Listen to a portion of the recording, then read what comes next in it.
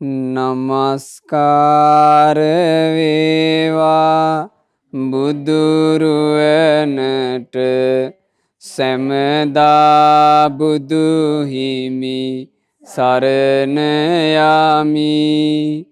නමස්කාර වේවා ධම්රුවනට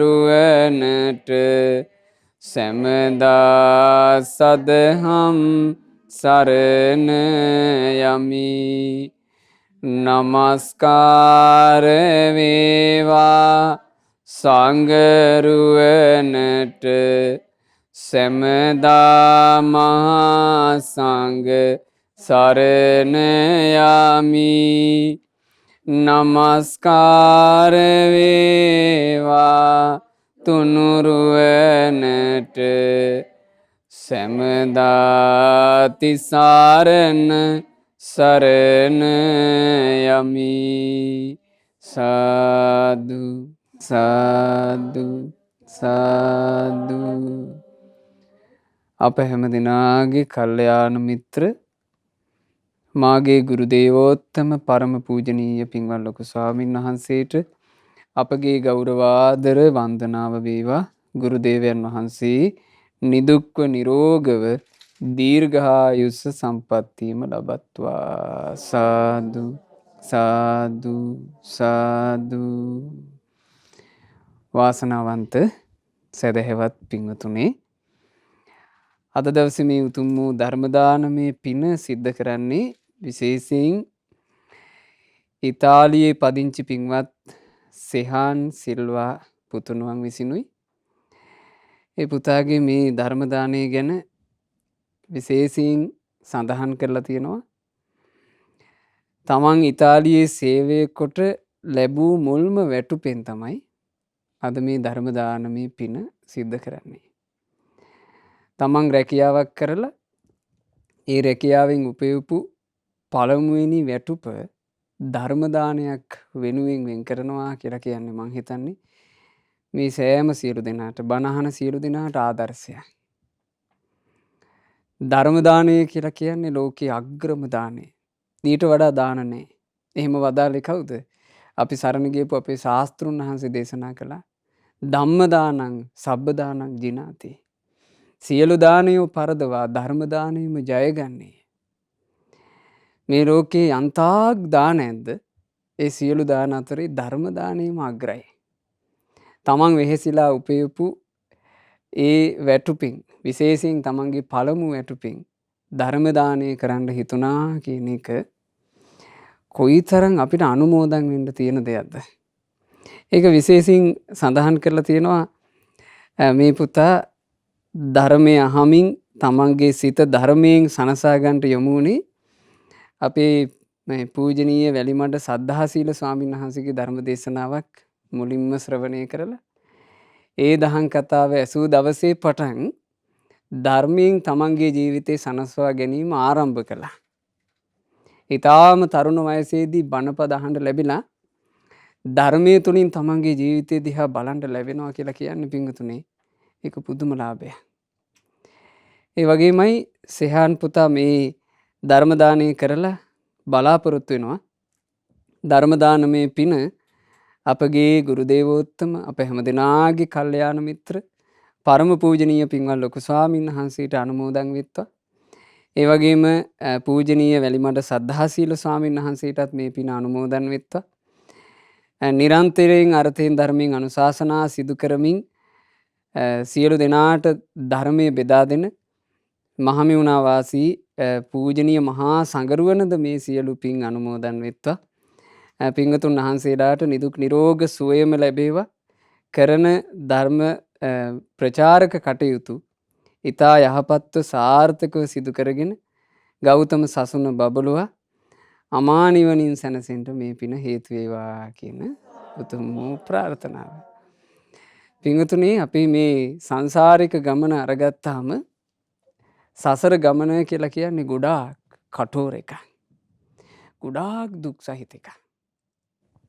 බුදුරජාණන් වහන්සේ දේශනා කළා අනමතග්ගෝ යම් භික්කවේ සංසාරෝ. මහණෙනි, සංසාරය කියලා කියන්නේ අනවරාග්‍ර ගමනක්.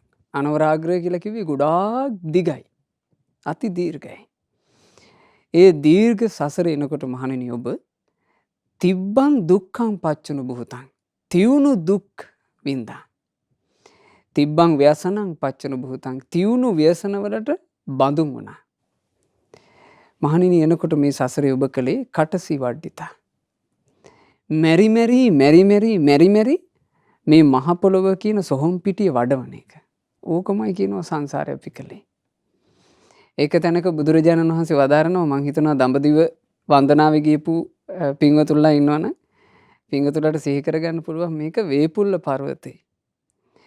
වේපුල්ල පර්වතේ පෙන්නලා බුදුරජාණන් වහන්සේ දේශනා කළා මහණෙනි මැරෙන සත්තුන්ගේ ඇටකටු දිරන්නේ නැත්තම් නොදිරා ඇටකටු ඉතුරු වුණා නම් කල්පයක් ඇතුලේ එක්කෙනෙක් මැරෙනකොට එයාගේ ඇටකටු ගොඩ වේපුල්ල පර්වතයට වඩා වැඩි කිව්වා.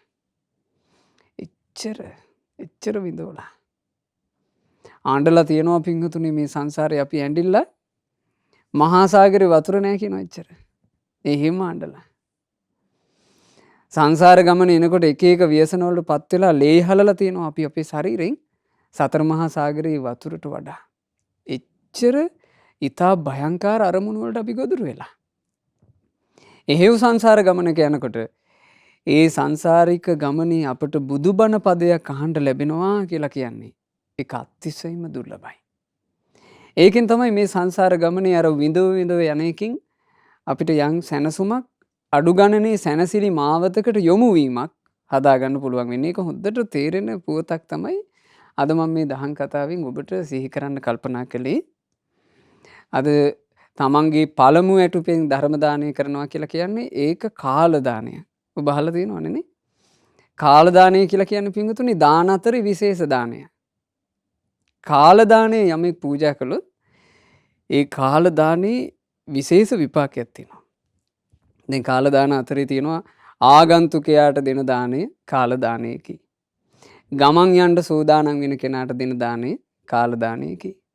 දුර්භික්ෂ කාලයේ දෙන දාණය කාල දානයකි. ඊළඟට ගිලන් වූ අවස්ථාවක ඒ ගිලන් කෙනාට අපි කියන්නේ කැප බෙහෙත්, පත්‍යං ආහාර අන්න ඒවා අපි පූජා කරනකොට ඒකද කාල දානයකි. ඊළඟ පස්වෙනි කාල දානය තමයි තමන්ගේ නිවසේ හෝ තමන් යම් අස්වනු නෙලලා හෝ අග්‍ර ශස්‍ය ලබනවනේ. අග්‍ර කොටස්. ඒ අග්‍ර කොටස් දන් දීම. දැන් අද මේ සෙහාන් පුතාගේ දානය එතකොට කොයි වගේ එකක්ද? තමන් රැකියාවක් කරලා තමන් දහඩිය මහන්සිය හෙළලා තමන් උපයපු ධනය ඒ ධනයේ පළමු කොටස ධර්ම දානය කියන අග්‍ර දානය වෙනුවෙන් වෙන් කළා. ඒකේ විපාකේ හරි අසිරිමත්. ඒකේ විපාකේ තමයි කියනවා පින්වතුනි තමන් මේ සංසාරික ගමනේ යම් කලක යමක් කැමති වෙනවද? කැමති වෙන දේ කැමති වෙන වෙලාවට ලැබෙනවා. බලන්න කොහොම විපාකයක්ද කියලා. සාමාන්‍ය අපි විඳවන්නේ නැද්ද? අපි කැමති දේවල් කැමති වෙලාවට ලැබෙන්නේ නැතිකොට හරි ප්‍රශ්නනේ නේ. අපි සමහරවිට රැකියාවක් හොයාගෙන යනවා. ඒ තරුණ වයසවලදී රැකියාව හොයනකොට දරුවෝ කොච්චර වෙහෙසටපත් වෙනවද? රස්සා හොයනවා හරියන්නේ. ඊළඟට ඔන්න විවාහ වෙන්න ලැහැත් වෙනකොට සෑහෙන මේ විවාහ ජීවිතය සම්බන්ධයෙන් බලාපොරොත්තු තියාගෙන ඔන්න හොයනවා. විවාහය සම්බන්ධයෙන් සිතුම් පැතුම් කොතෙක් තිබුණත් එකක්වත් හරියන්නේ. කොච්චර ප්‍රශ්න තියෙනවද නේ ජීවිතය ඇතුලේ. එතකොට බලන්න මේ අපි මේ මොහොතේ රැස් කරන පින අපට සංසාර ගමනට කොහොම උදව් වෙයිද? ඒ නිසා. කල්යාණ මිත්‍රයෝ මුණ ගැහෙනවද? සත්පුරුෂයෝ මුණ ගැහෙනවද? ඒ මොහොත අපේ ජීවිත යහපත් මාවතට යොමු කරගන්න ලැබිච්ච මොහොත. අපේ ලෞතර භාග්‍යවත් බුදුරජාණන් වහන්සේ එක් අවස්ථාවක රජගහ නුවර වැඩ ඉද්දී ආනන්ද ස්වාමීන් වහන්සේ තවත් භික්ෂු සංඝයා වහන්සේත් එක්ක රජගහ නුවර පිණ්ඩපාතේ වැඩියා. පිණ්ඩපාතේ වඩිනකොට එක තැනක බුදුරජාණන් වහන්සේ නැවතුණා. දැන් ආනන්ද ස්වාමීන් වහන්සේ පිටිපස්සෙන් ඉන්නේ. ආනන්ද ස්වාමීන් වහන්සේට පේනවා හරි අපූර්ව පෙළහරක්. තිලෝගුරු භාග්‍යවත් බුදුරජාණන් වහන්සේගේ සිරස වටා ශ්වේත වර්ණ බුද්ධ රශ්මි මාලා සුදු පාට බුදු රැස් ප්‍රදක්ෂිනා කළා. නිකන් හරි ලස්සනට කැරකුණා දකුණු පැත්තෙන්. සම්බුදු සිරස ප්‍රදක්ෂිනා කරලා සුදු බුදු රැස් නොපෙනී ගියා. ඕක පින්වතුනි බුදුරජාණන් වහන්සේගේ ජීවිතේ විශේෂ මොහොතක විතරක් සිද්ධ වෙන එකක්. මොකක්ද මේ විශේෂ මොහොත? තථාගතයන් වහන්සේ දසන් පෙන්වා සිනහ පහල කරද්ද ආන්ගේ මොහොතේ සුදු බුදු රැස් විහිදෙනවා. ඇයි සම්බුදුරජාණන් වහන්සේගේ මුව මැඩලේ වැඩ ඉන්නේ සිරිදනදා වහන්සේලා. වීසති සේත සුදන්තෝනේ. විස්ස බැගින් බුදුරජාණන් වහන්සේගේ මුව මඩලේ දළදා වහන්සේලා වැඩ හිටියා. ඒ දළදා වහන්සේලා සුදු බුදු රැස් විහිදුණා. ඒ බුද්ධ රශ්මි මාලා බුදුරජුන්ගේ සිරස 3-8ක් ප්‍රදක්ෂිනා කරලා නොපෙනියනවා. මං හිතන්නේ ඔය අසිරිය වැඩිපුරම දැකලා තියෙන්නේ අපේ ආනන්ද මහතෙරුන් වහන්සේ. දැක්ක ගමන් බුදුරජාණන් වහන්සේ ඉදිරියට ගිහිල්ලා බුදුරජාණන් වහන්සේගෙන් විමසුවා ස්වාමීනි තථාගතයන් වහන්සේ නොකරුණේ සිනහ පහල කරන්නේ. ස්වාමීනි දසන් පෙන්වා අපගේ බුදුරජාණන් වහන්සේ මේ මොහොතේ සිනහ පහල කළේ කුමක් නිසාද? බුදුරජාණන් වහන්සේ ආනන්ද ස්වාමීන් වහන්සේට පෙන්වනවා. ආනන්දේ අර ඔබ දැක්කද? අර ඊරි පැටික්කයක් ඉන්නවා. එතකොට ආනන්ද ස්වාමීන් වහන්සේ හැරී බැලුවා. එතන පාර අයිනේ හිටියා සාමාන්‍ය පුංචි ඊරි පැටික්කයක්. දැක්ක ස්වාමීනි කිව්වා. ආනන්දේ දන්නවද කියලා හුවා ඒ ඊරි පැටික්කගේ කතාව. ස්වාමීනි භාග්‍යතුන් වහන්සේ ඒ ඊරි පැටික්කිය ගැන අපට දේශනා කරන සේක්වා කියලා බුදුරජාණන් වහන්සේගෙන් ඉල්ලුවා ආනන්ද ස්වාමීන් වහන්සේ.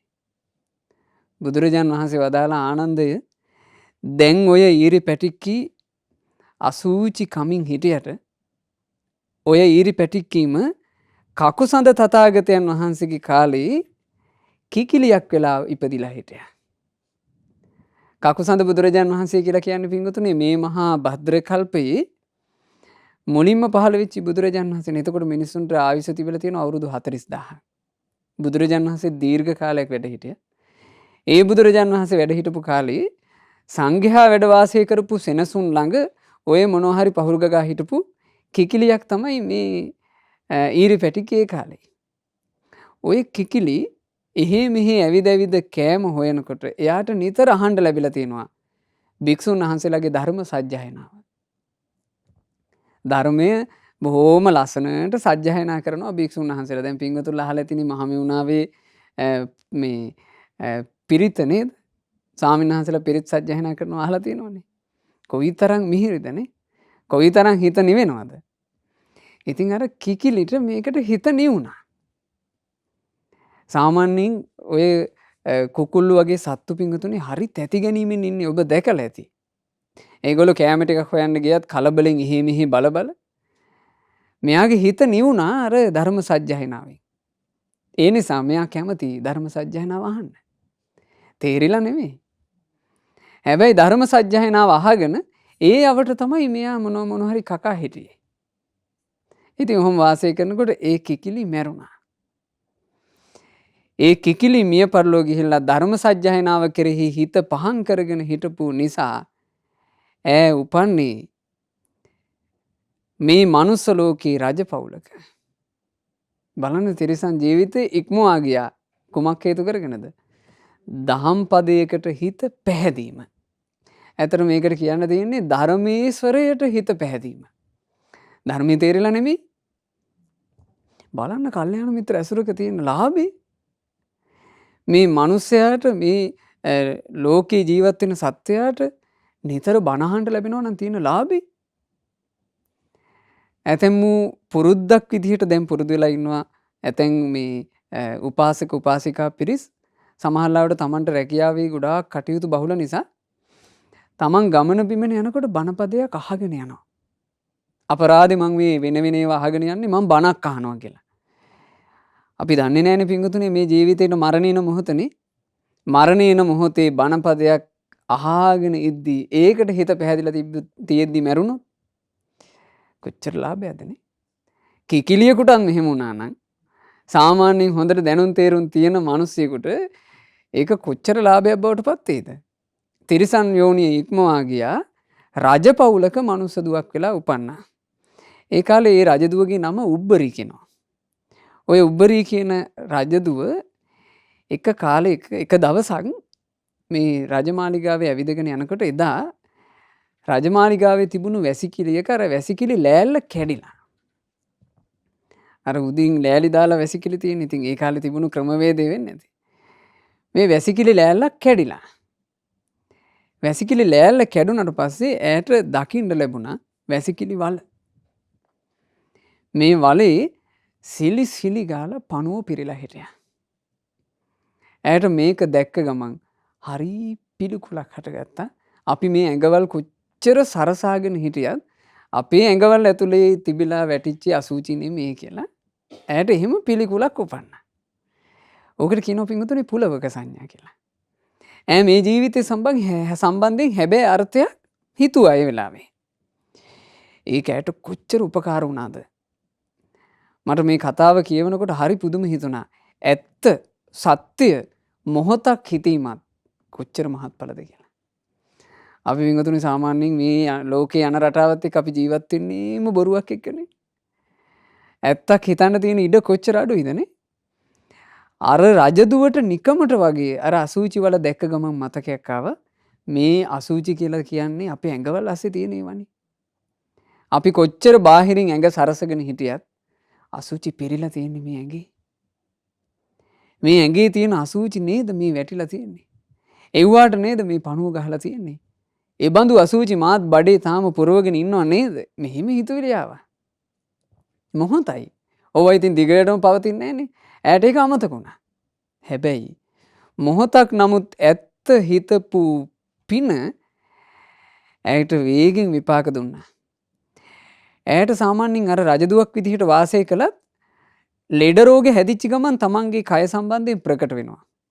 මේ ශරීරේ කොහොමත් කුණු වෙලා යන එක. මේවා හිතෙන්න ගන්නවා. අවසානයේ මේ වාඩි වෙලා භාවනා කරන්න පටන් ගත්තා.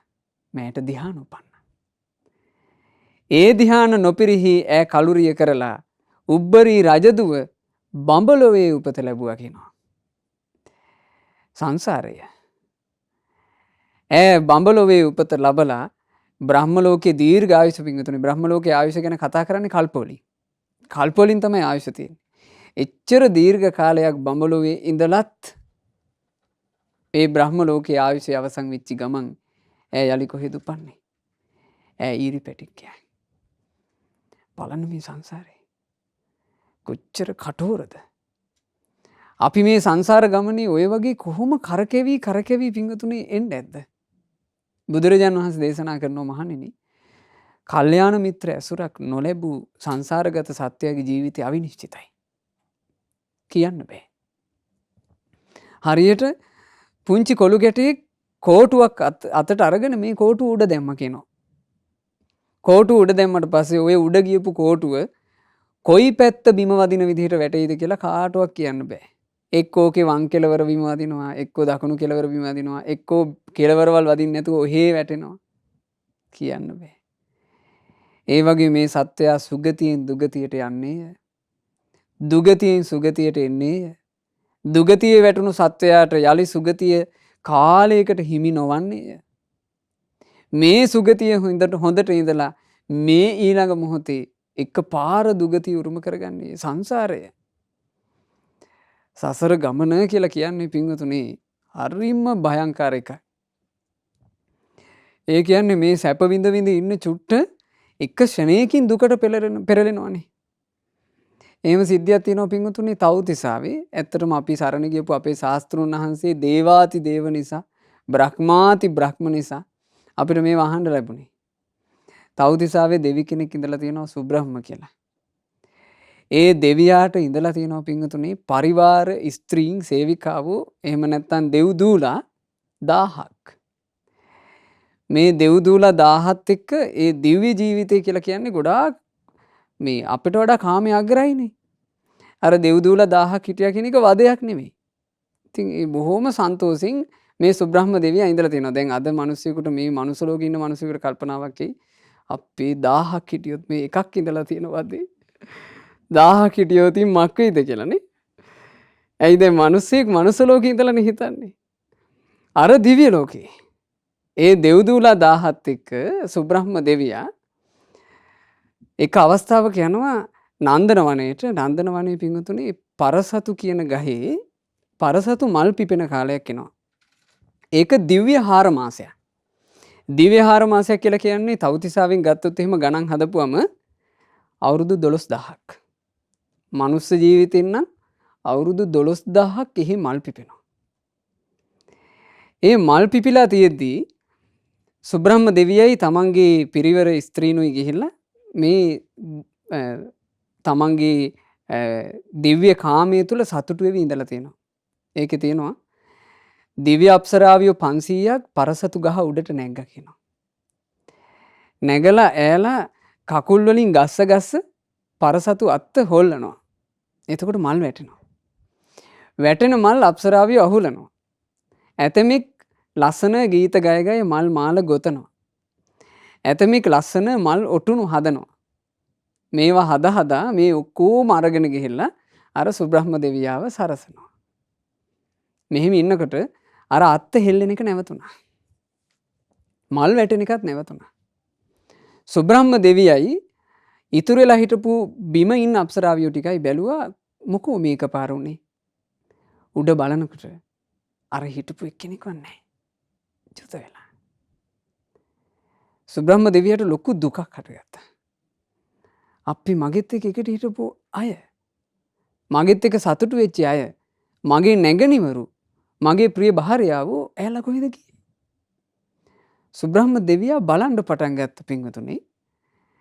පියවරෙන් පියවර යටට. මුලින්ම බලලා තියෙනවා චාතුම් මහරජික දිව්‍ය ලෝකේ. එහෙ නැහැ. ඊට පස්සේ බලලා තියෙනවා පොළොවාසී දෙවිවරු. දැන් අපි ওই මනුස්ස ලෝකේ ගැන කියනකොට කියන්නේ නේද ප්‍රදේශ බහරව ඉන්න, පළාත් බහරව ඉන්න දෙවිවරු. අන්නේ දෙවිවරු ගැන බැලුවා. ඒ දෙවියන් අතරෙත් නැහැ. ඊට පස්සේ බැලුවා මනුස්ස ලෝකේ. මෙහෙත් නැහැ. ඊට පස්සේ බලලා තියෙනවා පෙරේත ලෝකේ. පෙරේත ලෝකෙත් නැහැ.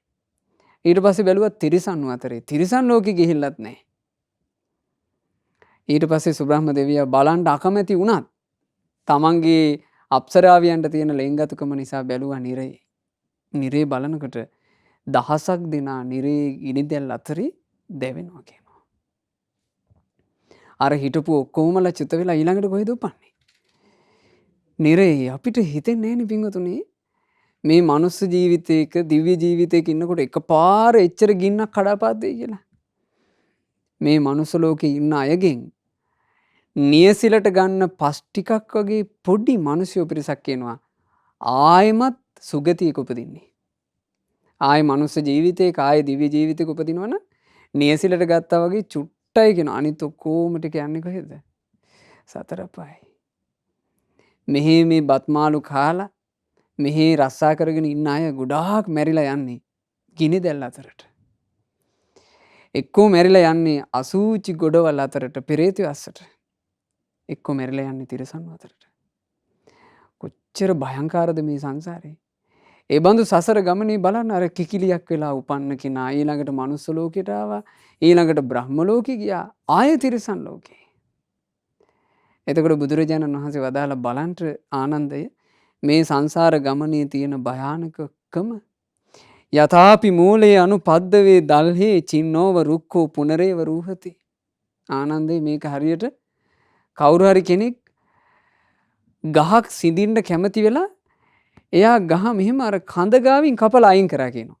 හැබැයි යාට අමතක වුණා කියනවා මේකේ මුල් ගැලවිය යුතුයි කියලා. මුල තියලා කඳ කැපුවා. කඳ කපපුවම නිකන් ගහ නැතුව යනවනේ. හැබැයි මුල් වලට පුළුවන් ආයේ ගහක් උපද්දන්න. ඒ වගේ කියනවා. අර උබ්බරී කියන රජදුව ධ්‍යාන උපදවාගෙන බ්‍රහ්ම ලෝකේ ගියා තමයි. හැබැයි සංසාරේ යන්න ඕන කෙලස් ටික ඔක්කොම ගානට මුල් වගේ ඇතුලේ තිබ්බා. ඒ කෙලස් මුල් වලින් ආයමත් තිරිසන් යෝනිය උපදවා දුන්නා. ඉතින් බුදුරජාණන් වහන්සේ වදාලා ඒවම්පි තණ්හානුසයේ 97 නිබ්බත්තති දුක්ඛ මිදම් පුනප්පුනං. ආනන්දේ ඕන් ඔය වගේමයි. තණ්හාව කියන එක මේ ජීවිතය ඇතුලේ යන්තාක් තියනවද? ඒ තාක් කාලයක් ආයේ ඉපදී විඳව යන්න වෙනවාමයි කිව්වා. එදා බුදුරජාණන් වහන්සේ බොහොම ලස්සන බණක් දේශනා කරලා තියෙනවා එතන. සංසාරය ගැන. ඒ ධර්ම දේශනාව අහගෙන ඉඳලා එතන හිටපු භික්ෂුන් වහන්සේලා සෑහෙන ප්‍රමාණයක් ධර්ම අවබෝධ කළා, සෝවන් වුණා. අර ඊරි පැටික්කිට ඊට පස්සේ මොනවා වෙන්න ඇද්ද? ඒ ඊරි පැටික්කි බලන්න ඒ ජීවිතේ ලෞතුරා සම්මා සම්බුදු රජාණන් වහන්සේ නමක් පහළ වෙලා ඒ බුදුරජාණන් වහන්සේ ගංනියක් ගම් පුරා වැඩම කරද්දී දෙතිස් මහා පුරුෂ ලක්ෂණයන්ගෙන් සෝභමාන බුදුරුව පෙනෙද්දී ඈ ඔබ හිතන්න මනුස්ස දුවක් විදිහට හිටියන ඇයට පිහිටක් තිබ්බනේ. හැබැයි ඈ හිටියේ වැරදි තැන. තිරිසන් යෝනියේ. හැබැයි මේ කතා පොත කියවෙනකොට හිතෙනවා ඈ චුට්ටක් හරි බුදුරජාණන් වහන්සේ ගැන එදා හිත පහදව ගන්න ඇති. මොකද ඒ ඊරි පැටික්කි ඒ ජීවිතෙන් පස්සේ චුත වෙලා ආය උපන්නේ ස්වර්ණ භූමියේ. මනුස්ස දුවක්. බොහෝම ධනවත් රජ පවුලක මනුස්ස දුවක් විදිහට ඈ උපන්න. ඒ ජීවිතේ ඈ යම් යම් කටයුතු කර කර වාසය කරලා එතනින් චුත වෙලා ආය උපන්න කියනවා කාවීර පටුනේ නාවිකයෙකුගේ නිවසේ. ඉතින් ඒ නාවික දුවක් විදිහට ඔන්න එහෙත් කාලේ ගත කළා. මේ ඔක්කොම විස්තරේ කියන්නේ පින්වතුනි සංසාරේ යන රට අවතීරුම් ගන්න. අපි කොච්චර කරකැවෙනවද? දැන් අපි ඔන්න මේ කාලවකවානුවේ ලංකාවේ ඉපදිලා ඉන්නේ. අපි මේ ලංකාවේ මේ අපේ ලංකා භූමිය අපේ දේශයයි කියලා අපි මේ කාලේ ලංකා භූමිය හදවතින් වැළඳගෙන ඉන්නවනේ. අපි දන්නවද අපි කොහේ ඉඳන්ද ආවේ කියලා? දන්නේ නැහැ. අපි දන්නවද පින්වතුනි අද මැරුණොත් එහෙම අපි කොහෙද යන්නේ කියලා? දන්නේ නැහැ. සංසාර ගමන. ඇය බලන්න දඹදිව හිටියා දඹදිවින් දෙව්ලොවකට ගියා දෙව්ලොවකින් බඹලොවකට ගියා එහෙන් ආයෙ තිරිසන් ලෝකෙට ගිහිල්ලා මෙන්න ආයෙ සුවර්ණ භූමියට ඇවිල්ලා දැන් කාවිර පටුනට ඇවිල්ලා ඊට පස්සේ බුදුරජාණන් වහන්සේගේ ධර්මයේ පවතිනම කාලෙක භාග්‍යතුන් වහන්සේ පිරිනුවම් වැඩලා නමුත් බුදුරජාණන් වහන්සේගේ ධර්මයේ පවතින රහතන් වහන්සේලා වැඩ හිටපු කාලේ අනුරාධපුරේ ඉපන්න කෙනා. අනුරාධපුරේ ඉපදිලා අනුරාධපුරේ ධනවත් කුලයක ටික කාලයක් වාසය කරලා මැරිලා ගියා. ඒත් ස්ත්‍රියක්මයි. ඒ කරලා උපදිලා තියෙනවා අනුරාධපුරේ ඒ ලක්දිවම දකුණු පළාතට වෙන්න බොක්කන්ත කියලා ගමක් තිබුණා. ඒ කාලේ ඒක තිබිලා තියෙනවා. ඕකේ ඉඳලා තියෙනවා සුමන කියලා බොහොම ධනවත් ගෘහපතියෙක්. ඔහුගේ දුව වෙලා උපන්නා. නම සුමනා. සුමනා තරුණ වයසට එනකොට ඔබ අහලා ඇති අපේ දුටුගැමුණු මහා නරේන්ද්‍රයාගේ යෝධයෝ තලයේ හිටියා ලකුණ්ඨක අතිම්බර කියලා හොඳ ශක්තිමත් ඇමතියෙක්. නම මොකද්ද? ලකුණ්ඨක අතිම්බර කියලා. හරි කීර්තිදර අමාත්‍යෙක් ඒ කාලේ. මේ ඇමතියා ඔය බොක්කන්ත කියන ගමට ඇවිත් තියෙනවා. ඔය ගමේ ටික කාලයක් වාසය කරනකොට අර සුමනාව දකින්න ලැබුණා. දකින්න ලැබිලා හිත ගියා. සුමනාව කැන්දගෙන ගියා අනුරාධපුරයට. ඉතින් විවාහ කරගෙන දැන් සුමනා කියලා කියන්නේ එසේ මෙසේ කෙනෙක් නෙවෙයි ලකුණ්ඨක අතිම්බර කියන ඇමතියාගේ බිරිඳ. අමාත්‍ය බිරිඳක්. එතකොට ඇය ආර්යාවක් බවට පත් වුණා. ඇය එහෙම වාසය කරනකොට මේ ලකුණ්ඨක අතිම්බර අමාත්‍යවරයා හරියට දන් දීපු කෙනෙක්. එතුමා දානේ පූජා කරද්දී ඒ දානෙට වැඩම කළා ලංකාවේ හිටපු අනුරුද්ධ කියලා මහරහතන් වහන්සේ නම. ඔය අනුරුද්ධ මහරහතන් වහන්සේ දන් වළඳලා ඉවර වෙලා අර ලකුණ්ඨක අතිම්බර අමාත්‍යයාගේ නෝනා දිහා බැලුවා. ඒ උත්තමයට තිබිලා තියෙනවා අතීතේ දකින්න පුළුවන් එර්දිමේ හැකියාව. දකින්නකොට ඔක්කොම දැක්කා ඉතින් මෙයාගේ කතන්දරේ. ඒ දැකලා සංවේගයක් ඇති කරන අදහසින් කිව්වා අනිත් භික්ෂුන් වහන්සේලාට බලන්ට ආයස්මතුනි ඊරි පැටික්කියක් ගියපු දුරක්. අවසානයේ ඒ ඊරි පැටික්කි දැන් අපේ ලකුණ්ඨක අතිම්බර ඇමතියාගේ අමාත්‍ය බිරිඳ බවට පත් වෙලා නොවේ කියලා කිව්වා. මේක කිව්වෙම ඇයට ඇහෙන්න. ඇගේ මූණට කිව්වේ නෑ. හැබැයි භික්ෂුන් වහන්සේලාට කිව්වා නිකන් ඇයටත් ඒක ඇහෙන්න. ඇයට මේක ඇහුණා. ඇහිච්ච ගමන් ලොකු සංවේගයක් හටගත්තා. ආර්යයන් වහන්සේ මං ගැන ඕක කිව්වේ ඇයි? ඇයි මට ඊරි පැටික්කි කිව්වේ? හිතුවා. හිතනකොට හරි පුදුම සහගතයි. ඇයටම ඇගේ අතීත ජීවිතේ ප්‍රකට වුණා.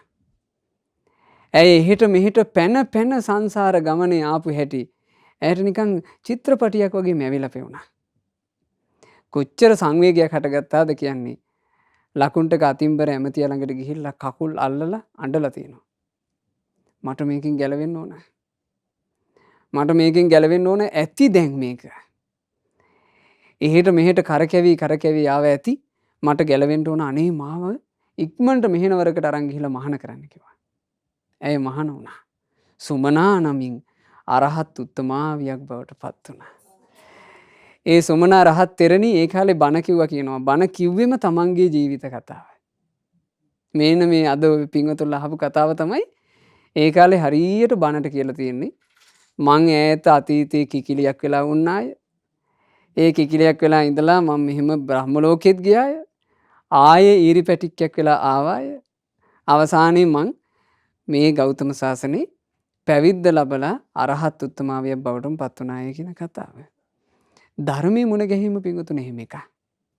අද මේ පිංගුතුලගේ ධර්ම දානයේ චේතනාව හරි සුන්දර එකක්. ගෞතම සාසනයේ බබළුවන මහා සංගරුවන නිදුක්ව නිරෝගව වැඩ හිඳිමින් තව තවත් මේ ශාසන දායාදය ශාසන දායාදී කියලා කිව්වේ මොකද්ද? උතුම් ශ්‍රී සද්ධර්මය මේ ලෝකේ පුරාම පතුරත්වා කියන චේතනාව. ධර්මයේ තිබුණොත් පිංගුතුනේ පින්වන්තයාට කොහෙන් හරි අහුවෙනවා. තිබිය යුත්තේ ධර්මයයි. ඒකයි කල්යාණ මිත්‍රයන් වහන්සේලා බුදු කෙනෙක්ගේ ධර්මයේ හැමතිස්සෙම ඉස්මතු කරන්නේ. අපි දන්නේ පින්වතුනි පින්වන්තයා හොයාගන්න.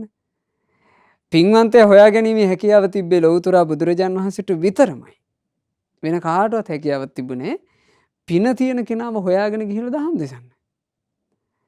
බුදුරජාණන් වහන්සේගේ අසීරිමත් ඥාන ශක්තියෙන් බුදුරජාණන් වහන්සේ පින තියෙන කෙනාව හොයාගෙන ගිහිල්ලා එයාට දහම් දෙසුවා. ඊට අමතරව මේ ලෝක සත්‍යයට තියෙන රැකවරණය මොකද්ද? ධර්මයේ තිබීම.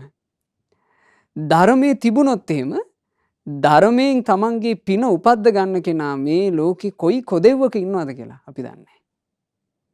දැන් අපි මේ දහම් කතාව අපේ ගුරු දේවෝත්තම පින්වත් ලොකු ස්වාමීන් වහන්සේගේ ආශිර්වාදයෙන් රූපවාහිනී නාලිකාවක් විදිහට ආරම්භ කරලා දහම් කතාව පටන් ගත්ත නිසා දැන් ලෝකයේ ලොකු පිරිසකට බණ අහන්න ලැබෙනවා. අන්තර්ජාලය ඔස්සේ ධර්ම දේශනා ශ්‍රවණය කරන්න ලැබෙන නිසා පින්වතුනි දේශ දේශාන්තරවල මිනිස්සු පින උපද්දගෙන ඉන්නවනේ. ඒ මිනිස්සු ඒ ධර්මයෙන් සැනසීමක් ලබනවනේ. සමහර ජීවිතවල තියෙන ගින්දර ඒ මිනිස්සු උමතු නොවි ඉන්නේ ධර්මය නිසා. ධර්මයේ නැත්තම් උමතු වෙනවා. එච්චර මේ ධර්මය කියන්නේ සැනසීමක්. මේ ධර්මයේ සැනසීම ගැන දේශනා කරනකොට බුදුරජාණන් වහන්සේ හරි ලස්සන ගාථා වදාළ ධර්මයේ ගැන. ධම්මෝ පනේසෝ සුගත පසත්තු තරණීව සංසාර මහෝරගස්ස. ධර්මය කියලා කියන්නේ සංසාර සයුර තරණය කරන්නට සෑදු සොඳුරු නෞකාවයි. මේ සොඳුරු නෞකාවේ නැගී භයානක සංසාර ගමන තරණය කළ හැක්කේය. බ්‍රහ්මා සුරාදීහි නමස්සනීයෝ. නුවණැති බ්‍රහ්මයෝ ධර්මයට නමස්කාර කරත්මය. නුවණැති දෙවියෝ ධර්මයට නමස්කාර කරත්මය. රසූ රසානම් පරමෝති ලෝකේ. මේ ලෝකයේ තියෙන රසයන් අතර අග්‍රම රසය ධර්මයේ රසයයි. මේ ධර්මයේ ගැන කියන්න පුළුවන් කියනවා මහා ගද්දෝ මච්චු ජරා පහනෝ ජරා මරණ පවා සනීප කරන මහා ඖෂධේ. සබ්බත් දානේනච කප්පරුක්කෝ. මේ සංසාරගත සත්වයාට සියලු සැප උපද්දලා දෙන කල්ප රුක්ෂය ධර්මයයි. අපි කියන්නේ කප්රුක් කියලා. කප්රුක කියලා කියන්නේ කැමති ඕන දෙයක් ලබා දෙන්න පුළුවන් අద్භූත රුක්ෂයක්. ඇත්තටම අద్භූත රුක්ෂය කියලා කියන්න ඕනේ මොකේද?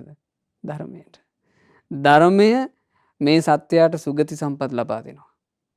ධර්මයේ මේ සත්වයාට මාර්ගඵල රැකවරණය ලබා දෙනවා. ධර්මයේ මේ සත්වයාට නිවාන සම්පත්තිය කියන පරම සම්පත්තියත් ලබා දෙනවා. එනිසා ධර්මයේ තමයි කප්රුක. ඊළඟට බුදුරජාණන් වහන්සේ වදාලා ධර්මයේ ගැන කිව යුතුයි මහණෙනි චින්තාමණි. චින්තාමාණික්ය. තමන් සිතන පතන දේවල් තමන්ට පහල කරලා දෙන චින්තාමාණික්ය ධර්මයයි. ඊළඟට වදාලා ලස්සන වචනය බද්දගටෝව ධම්මෝ. ධර්මයේ යනු භද්‍ර ඝටයයි. භද්‍ර ඝටය කියලා කියන්නේ පින්වතුනි සොඳුරු කලය කියන අර්ථේ. මොකද්ද මේ සොඳුරු කලේ කතාව? මේක බොහොම වැදගත් බොහොම වටින එකක්. ඔය සොඳුරු කලේ කතාව ලෞතර බුදුරජාණන් වහන්සේ වදාළේ ජාතක පුවතක් විදිහට. ඒ ජාතක කතාවෙන් නම භද්‍ර ඝට ජාතකය. ඈත අතීතයේ අපේ මහා බෝධි සත්වයන් වහන්සේ බොහෝම ධනවත් සිටු පවුලක ඉපදිලා තියෙනවා. ඉපදිලා පින්වතුනි ඒ සිටු පවුල මනාකොට ධනෙන් ආඩ්‍ය කරවලා සිටු පරම්පරාව පවත්වාගෙන යන්නට මේ පුතෙකුත් බිහි කරවලා බෝධිසත්වෝ කාලක්‍රියා කරලා හරියට දන් දීලා තියෙනවා. දානෙ දීපු බලෙන් බෝධිසත්වෝ මරණින් මත්තේ ගිහින් උපන්න කියනවා තව්තිසාවේ සග්දෙවිඳු විදිහටයි උපන්නේ. දැන් බෝධිසත්වයන්ගේ පුතා තමයි සිටු පරම්පරාව පවත්වාගෙන යන්නේ. බෝධිසත්වයන්ගේ පුතා වැඩ වරද්ද ගත්තා. සල්ලි ඔක්කොටම බොණ්ඩ පටන් ගත්තා. බීමත්කමට එබ්බැහි වුණා. දැන් අද අපේ ලංකාවට තියලා තියෙන සාපේ. අපේ ලංකාවේ බහූතරයකට වැඩිලා තියෙන සාපේ ඔක නේද? මත්පැන්, මත්ද්‍රව්‍ය, ආර්ථික ආඝාතය, තමන්ගේ ගෙදර මිනිස්සුන්ට කන්න නැතත් බොන්න ඕන. එහෙම මානසික මට්ටම් තියෙන මිනිස්සු දැන් හැදිලා නැද්ද? එතකොට ඔය ශාපේ වැදුනා මේ මිනිස්සයාට. බොණ්ඩ පටන් ගත්තා. එක දිගට මත්පැන් බීලා පාරටම වැටුණා. දැන් ඔන්න කඩමාල්ලක් ඇඳගෙන අතපාගෙන යනවා කියනවා පාරක් ගානේ. බෝධිසත්වෝ තව්තිසාව ඉපදිලා සග්දේඳු බවට පත් වෙලා ඔය විවේක සුවයෙන් ඉද්දි නිකමට බලලා තිනවා තමන් මනුස්ස ලෝකේ ඉන්න කාලේ ඒ පටන් ගත්ත සිටු පරම්පරාව දැන් කොහොමද ඒක යනවද හොඳට කියලා. බැලින්නම් මෙන්න සිටු පරම්පරාව පවත්වාගෙන යන්න බිහි කරපු එක හොඳටම බොණ්ඩ පටන්ගෙන දැන් සම්පූර්ණයෙන් නාස්ති වෙලා. බෝධිසත්වයන්ට දුක හිතුණා. ඇයි තමන්ගේ දරුවනේ. තමන්ගේ පුතා නිසා දුක හිතුණා. එකම එක අවස්ථාවක් මෙයාට දෙන්න ඕන බේරෙන්න කියලා හිතුවා. දවසක් මේ පුද්ගලයා තනියෙන් ඉන්න වෙලාවේ බෝධිසත්වයෝ දිව්‍ය වේශයෙන්ම පෙනී හිටියා. අරගෙන ආවා කලයක්. අන්නේ කලයට තමයි කියන්නේ මොකද්ද? භද්‍ර ඝට. ඒක දිව්‍ය කලය. මේක බාහිරට පේන්නේ නිකන් මැටි කලයක් වගේ. හැබැයි මේකේ තිබුණා හරි පුදුම හැකියාවක්. මේ කලේ සල්ලි තියෙනවා. ඒ සල්ලි ඉවර වෙන්නේ. කොච්චර ගත්තත් ඉවර වෙන්නේ. අන්න එහෙම කලයක් අරන් ආවා. අරගෙන ඇවිල්ලා බෝධිසත්වයෙක් කිව්වා පුතේ මම උඹේ තාත්තා. මම මරණින් මත්තේ මං දම් පූජා කරපු නිසා ගිහින් උපන්නේ තව්තිසාවේ. උඹ පාරට වැටලා ඉන්නකොට මට දුක හිතුණා. පුතේ මේ උඹට දෙන එකම එක chance එක. එකම එක අවස්ථාව. උඹට මං ගෙනාවා මේ භද්‍ර ඝටය. මේක අරගනි. මේක අරගෙන මේකින් සල්ලි ඕන තරම් අරගෙන වියපහදම් කරපන් පින් කරගනි. වැඩ වරද්ද ගන්න එපා. මේක තියාගනි මං ආයෙ බලන් දෙන්නේ. එහෙම කියලා භද්‍ර ඝටේ දීලා දෙව්ලොවට ගියා. දැන් මෙයාට ලැබුණා භද්‍ර ඝටේ. භද්‍ර ඝටේ ලැබුණාට වටිනාකම තේරුම් ගත්තේ නැහැ. භද්‍ර ඝටේ තියෙන සල්ලි හොඳට වියදම් කරලා ආයෙ සිටු මන්දිරේ ගත්තා. ආයෙ බොණ්ඩ පටන් ගත්තා. භද්‍ර ඝටේ තියෙනකන් මෙයාට සියලු සැප සම්පත් ලැබුණා. දවසක් හොඳටම බීලා ගෙදර ඇවිල්ලා දැන් මෙයාට හරි සන්තෝෂයි. දැන් මෙයා සම්පූර්ණයෙන්ම සැපයටපත් වෙලානේ. මෙයා කලගෙඩි නැටුමක් පටන් ගත්තා. අර භද්‍ර ඝටේ අරගත්තා. අරගෙන මේ භද්‍ර ඝටේ කරක නටන්න පටන් ගත්තා. කලේ උඩ දාන්න පටන් ගත්තා වෙරිමර ගාතේ. කලේ උඩ දානකොට මේක මං කිව්වනේ පිංගුතුනේ මේක සාමාන්‍ය ස්වභාවය කොහොමද? මැටි කලය. අතෑරුණා. අතෑරිච්ච ගමන් කලේ කෑලි බිඳලා ගියා. කලේ බිඳනකොට කලේට තිබුණා දෙයන් එරදිහක් ඒකක් නැතුව ගියා. එතනින් ඉවරයි. ආයෙමත් සම්පූර්ණයෙන් විනාශ වුණා කියනවා. උහි අගුපිලක මැරිලා මිනිස්සු ඒ මිනිහ අරගෙන ගිහිලා කැලේට දැම්මා කියනවා. මේ කතාව කියවනකොට මට සිහිපත් වෙච්ච දේ තමයි අපිට ලැබිලා තියෙනවා භද්‍ර ඝටය. ඒ කොහොමද අපිට ලැබිච්ච භද්‍ර ඝටේ? ධර්මය. ඒ භද්‍ර ගැටේ අපට දුන්නෙත් පියරජාණන් වහන්සේ නමක්. කවුද පියරජාණන් වහන්සේ? දේවාති දේව වූ, බ්‍රහ්මාති බ්‍රහ්ම වූ, මහා කාරුණික වූ අපගේ තථාගත අරහත් ගෞතම සම්මා සම්බුදු පියාණන් වහන්සේ. ඒ බුදුරජාණන් වහන්සේ ලබා දීපු භද්‍ර ගැටය අදටත් කල්යාණ මිත්‍රයන් වහන්සේලා අපට පෙන්වා දෙනවා. මේ තමයි භද්‍ර ගැටේ. මේකෙන් සැපේ උපද්ද ගනිල්ලා කියලා. ඉතින් ඒකේ සැපේ උපද්දා ගැනීමේ හැකියාව පින්වතුනි අදටත් තියෙනවා. නමුත් බොහෝ දෙනෙක් භද්‍ර ගැටේ වනසා ගන්නවා. ධර්මයේ ලැබිච්ච මොහොතේ ධර්මයෙන් ඵල ලබන්නේ මේ භද්‍ර ගැට ජාතකයේ භද්‍ර ගැටේ ගැන හරි ලස්සන වචන ටිකක් තියෙනවා. තමන් කැමති වස්තුව දෙන භද්‍ර ගැටේ ලැබුණේ සල්ලාලේකට. ඔහු සැපසේ සිටියේ ගරු කරන අතුරු පමණයි ලද ඒ වස්තුව හට. ඔහුට සැපේ ලැබුණේ අර භද්‍ර ගැටේට ගරු කරනකම් විතරයි. ඒ භද්‍ර ගැටේ රකින්නකම් විතරයි. සුරා මතින් මත් වී උඩඟුකමින් මත් වී ඔහු යම් දවසක ප්‍රමාදයෙන් සිටිය නිසායි කලය බිඳී ඔහුට උදා වූයේ දුක. මත් වුණා Tamanට අර භද්‍ර ගැටේ ලැබිලා තියෙන වෙලාවේ. ඒකෙන් මත් වෙලා උඩඟුකමින් ඔහේ කටයුතු කරන්න ගිහිලා කලය බිඳගත්තාද එතනින් එහාට ඔහුට උරුමුනේ දුක. එදා පටන් ඒ බාලයාට අඳින්ට වස්ත්‍රයකුත් ලැබුණේ නැත. කෑමක් හෝ බීමක් හෝ යන්ට එන්ට තැනක් නැතිව දුකින් දුකට වැටුණේය. කාටත් වෙන්නේ ඔය ටිකමයි. මේ දේ නිසි තේරුම් නොගත්තොත්. බලන්න අර්ථයනේ. කාටත් වෙන්නේ ඔය දේමයි කියනවා. තමන් ලද වස්තුවේ වටිනාකම තේරුම් අරගත්තේ නැත්නම් වරදිනවා තමන් ලැබුව දේ නිසි ලෙස පාවිච්චි නොකළොත්. තමන් ලැබූ ලාභය තමන් හරියට පාවිච්චි කරගන්න අදක්ෂ වුණොත් පින්වතුනි වරදිනවාමයි. පස්සේ ඒ ගැන සිතමින් පසුතැවෙන්න වේවි. කලය බිඳුණු සල්ලාලයා නැසුණා වගේ වේවි. ගොඩාක් මේ ධර්මය අහිමි කරගන්න අය බුදුරජාණන් වහන්සේ සම්බුදු මුවමඩලින්ම වදාලා මහණෙනි ක්ෂණ සම්පත්තිය නසා ගන්න එපා. කණාතීතා හි සෝ චන්ති නිරයම් හි සමප්පිතා. ෂනේ අහිමි වෙච්ච අය නිරයේ ඉපදිලා ගොඩාක් ශෝක කරනවා කියනවා. අයියෝ මට අවස්ථාවක් තිබ්බා. මං අවස්ථාව වනසා ගත්තා කියලා. ඉතින් අද මේ පින්වතුන්ලා ගොඩාක් සතුටු වෙන්න. ගොඩාක් සතුටු වෙන්න විශේෂයෙන් ධර්ම දානය සිද්ධ කරන පින්වත් සිහාන් සිල්වා පුතා ගොඩාක් සතුටටපත් වෙන්න ඕන. තමන්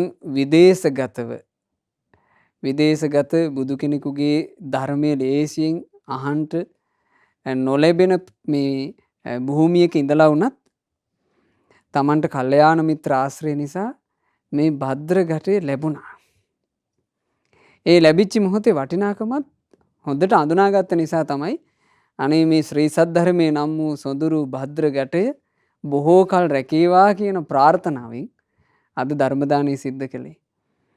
ඉතින් අද මේ ශ්‍රවණය කරපු දහම් කතාව ශ්‍රද්ධා රූපවාහිනිය ඔස්සේ විකාශනය කරන නිසා ලෝකේ බොහෝ දෙනෙකුට අහන්න ලැබෙවි. නුවණ තියෙන මිනිසෙකුට අපි ලැබිච්ච අවස්ථාවේ අපිට ප්‍රයෝජනයක් අරගන්න ඕන කියලා හැඟීමකුත් හටගනීවි. ඒ සියලුම පින්වතුන්ලාටයි. ධර්ම දානය කරපු මේ පින්වතුන්ලාට එනිසා පින්වතුන්ලා සියලු දෙනා බොහෝසේ සතුටු කරගන්නට මේ සිදු කළා වූ උතුම් ධර්ම දානමය පින්කම ඉතාලියේ සේවා කටයුතු සිදුකොට තමන් ලද මුල්ම වැටුපින් ලෞතර භාග්‍යවත් බුදුරජාණන් වහන්සේගේ ශ්‍රී සද්ධර්මයේ සියලු දෙනාට අහන්ට සලස්වන්න ඕන කියන අදහසින් මේ සිදු කළා වූ උතුම් ධර්ම දානමය පින පින්වත් සෙහාන් සිල්වා පුතු බලාපොරොත්තු වෙන ආකාරයෙන්ම අපගේ ගුරු දේවෝත්තම කල්යාණ මිත්‍ර පරම පූජනීය පින්වත් ලොකු ස්වාමීන් වහන්සේට අනුමෝදන් වෙත්වා පින්වත් සෙහාන් සිල්වා පුතාගේ හිත පහන් වෙන ආකාරයෙන් ඒ දහම් පද දේශනා කරපු සෙහාන් පුතා මුලින්ම බණපද අහලා තියෙන අපේ පින්වත් පූජ්‍ය වැලිමඩ සද්ධා සීල ස්වාමීන් වහන්සේගේ ධර්ම දේශනාවක්. ඒ පින්වත් ස්වාමීන් වහන්සේට මේ සියලුම පුණ්‍ය ධර්මයෝ අනුමෝදන් වෙත්වා ලෝකයට මේ දහම් අමාව ප්‍රචාරය කරවීම පිණිස අප්‍රමාණ වෙහෙසක් කරගන්න මහමෙවුනා වාසී පූජනීය මහා සඟරුවන මේ සියලුම පින් අනුමෝදන් වෙත්වා. ගෞතම සම්බුදු සසුන තව තවත් බබළුවා ඒ උතුමන් වහන්සේලාට අමා නිවනින් සැනසෙන්න වාසනාව ලැබේවා. සාදු සාදු. රැස් කළ පින අපි අනුමෝදන් කරමු. සියලුම දෙවිවරුන්ට සක්දෙවිදානෝ පින් අනුමෝදන් වෙත්වා. සතරවරන් දෙවිවරු පින් අනුමෝදන් වෙත්වා. පින්වත් හැම දෙනාගේ ඉෂ්ඨකාමී හිතකාමී සියලු දෙවියෝද පින් අනුමෝදන් වෙත්වා. පින් අනුමෝදන් වන සියලුම දෙවි දේවතාවුන් වහන්සේලා මේ පින්වත් සියලු දෙනාවම යෙහෙන් ආරක්ෂා කරත්වා. සාදු සාදු සාදු. රැස් කර ගන්නට යෙදුණු උදාරතර පුණ්‍ය සම්භාර ධර්මයන් අද දවසේ ධර්ම දානමේ පින සිද්ධ කරපු ඉතාලියේ පදිංචි පින්වත් සිහාන් සිල්වා පුතුගේ නමින්, ඒ වගේම වසන්තා හේමමාලි මෑණියන්, සුමේද සිල්වා පියාණන්, සෙනුක සොහොයුරා සහ ඒ ලංකාවේ සිට මේ සියලුම කටයුතු සම්පාදනය කර දුන්න ආදරණීය ලොකු අම්මා පින්වත් ඉන්ද්‍රාණී කුසුමලතා මෙනවියගේ නමින් මිය පරලෝ යන්ට යෙදුණා වූ සියලුම ඥාති සමූහයා මේ සියලු පින් සාදරයෙන් සතුටු සිතින් අනුමෝදන් වෙත්වා. අනුමෝදන් වෙත්වා. අනුමෝදන් වෙත්වා. මේ අති උදාර ධර්ම දානමේ පින මියගිය ඥාතීන්ගේ පරලෝ සැපේ පිණිස ඒකාන්ත කොට හේතු වෙත්වා. ඥාතීන්ට ඉක්මන් භවයකදීම සසර දුකින් නිදහස් වෙන්න වාසනාව ලැබේවා කියන අදහසින් ධර්ම දානය සිද්ධ කරලා ප්‍රධාන අරමුණක් විදිහට බලාපොරොත්තු වෙනවා. ඉතාලියේ වෙසෙන ඒ පින්වත් සිහාන් පුතාටත්, ඒ වගේම වසන්තා හේමමාලි ආදරණීය මෑණියන්ටත්, පින්වත් සුමේද සිල්වා ආදරණීය පියාණන්ටත්, ඒ වගේම සෙනුක සහෝදරයාටත්, පවුලේ සියලු දෙනාටත් මේ ධර්ම දානමේ පිනේ අනුහසින් රත්නත්‍රයේ ආශිර්වාදයෙන් තෙරුවනේ අනන්ත ගුණ බලයෙන් සියලු දෙවි දේවතාවුන් වහන්සේලාගේ ආරක්ෂාවෙන් උතුම් කලන මිතුරු ඇසුර තව තවත් ලැබේවා.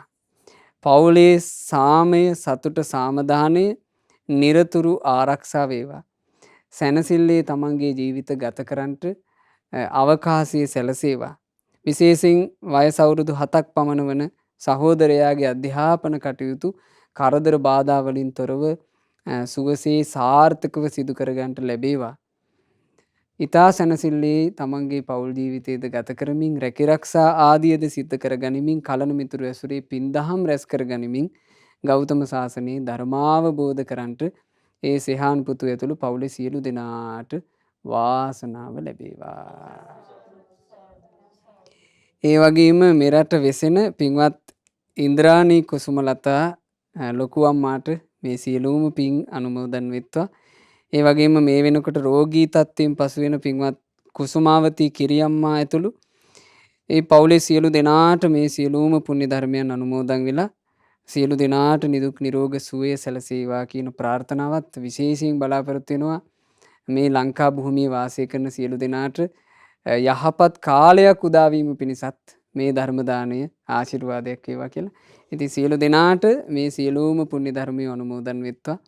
ඒ සිහාන් පුතා ඇතුළු ඒ පවුලේ සියලු දෙනාටත්, ඒ වගේම මේ උතුම් ධර්ම දානමේ පින සිද්ධ කරද්දී ලංකාවේ ඉඳලා මේ කටයුතු සියල්ල සම්පාදනය කරන්න වෙහෙසුණු පින්වත් ඉන්ද්‍රාණී කුසුමලතා ලොකු අම්මාටත් මේ සියලු දෙනාටත් සියලු පින් අනුමෝදන් වෙලා සියලු දෙනා නිදුක් නිරෝග සුවයම ලබත්වා.